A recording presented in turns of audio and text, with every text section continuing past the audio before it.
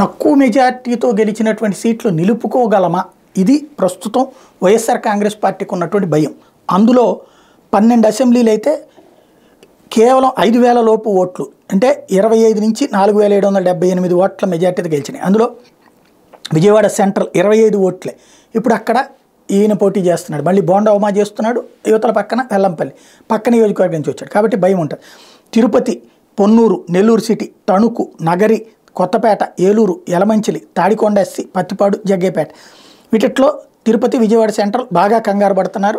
ఇప్పుడు సెట్ చేసుకోగలమని నమ్ముతున్నారు.